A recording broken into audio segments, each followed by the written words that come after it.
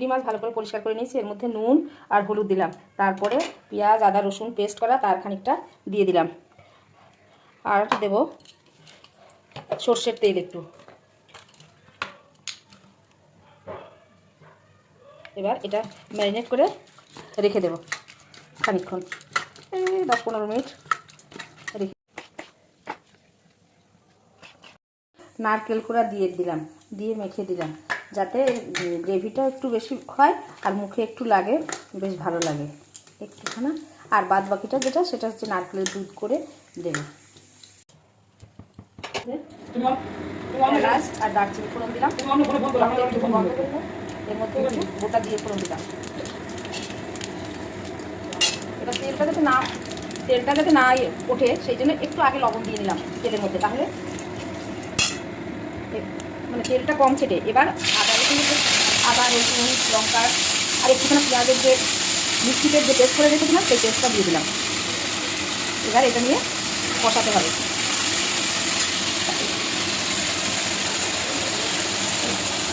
এবার কষাতে হবে অনেক একটু ধরে, যতক্ষণ না তেল একটু করেছে। আর এর মধ্যে একটু আমি হলুদ দিয়ে দিলাম কালারের জন্য, আগে থেকে মাছের মধ্যে হলুদ দিয়েছি, আর একটু হলুদ দিয়ে দিলাম।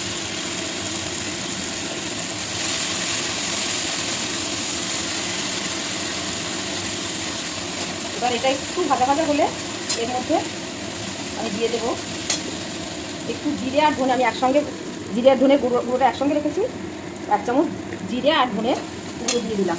আর দেবো এর মধ্যে একটু, যাতে মশলাটা পুড়ে না যায়, তার জন্য এর মধ্যে একটু জল দিয়ে দিলাম। বাটিটা দিয়ে, যে বাটিতে মশলাটা ছিল সেই বাটিটা থেকে একটু জল দিয়ে দিলাম। আর দেবো লঙ্কা গুঁড়ো, লাল লঙ্কা গুঁড়ো, যেমন যে ঝাল খাবে সেই রকম লাল লঙ্কা গুঁড়ো। আর একটু দেবো কাশ্মীরি লঙ্কা গুঁড়ো, যাতে কালারটা সুন্দর হয়। সেই জন্য আমি অল্প আন্দাজ মতো একটু কাশ্মীরি লঙ্কা দিয়ে দিলাম।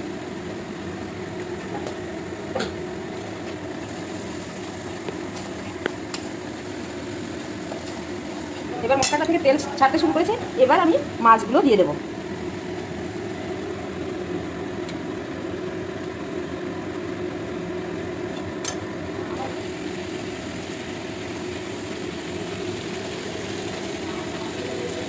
আর ওই বাটিটা, যে বাটিতে মাছ রাখা ছিল, তা সেই বাটিটা ধুয়ে একটু জল দিয়ে দিলাম।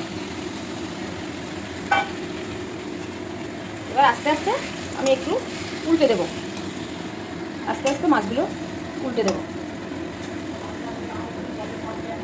দেখুন কালারটা কি সুন্দর আসছে। এবার এই মাছটা একটু ভাজা ভাজা হলে কালারটা চেঞ্জ হবে, মাছে জলটাও শুকিয়ে একটু তেল উঠবে, তারপরে আমি নারকেলের দুধটা দিয়ে দেবো। এটা নারকেলের দুধ। এবার দেখুন কষানো হয়ে গেছে, তেল ছেড়ে দিয়েছে। এবার আমি এর মধ্যে দুধ, নারকেলের যে দুধটা করে রেখেছি সেই দুধটা ঢেলে দেবো আস্তে আস্তে।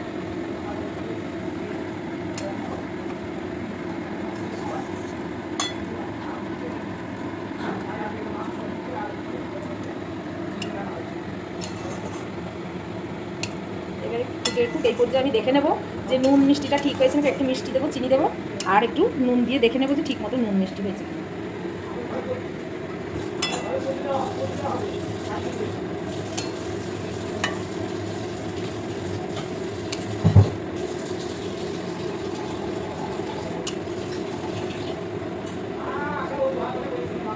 দেখুন দেখুন তেল ছাড়তে শুরু করেছে,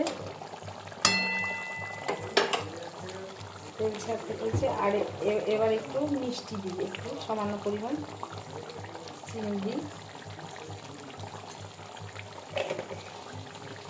আর ফ্লেভারের জন্য একটু কাঁচা লঙ্কা, 4টে কাঁচা লঙ্কা দিয়ে দিলাম। এবার আর একটু ঢাকা দেবো, আর একটু তেল ছাড়বে, তারপরে একটু ঘি আর গরম মশলা দিয়ে নামিয়ে দেবো। এবার একটু ঢেকে দিয়েছে। এবার এর মধ্যে একটু গরম মশলা দেবে, শাহি গরম মশলা দেবে একটু,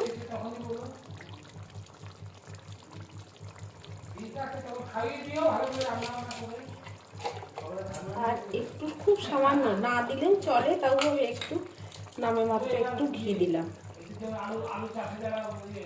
একটু ঘি দিলাম।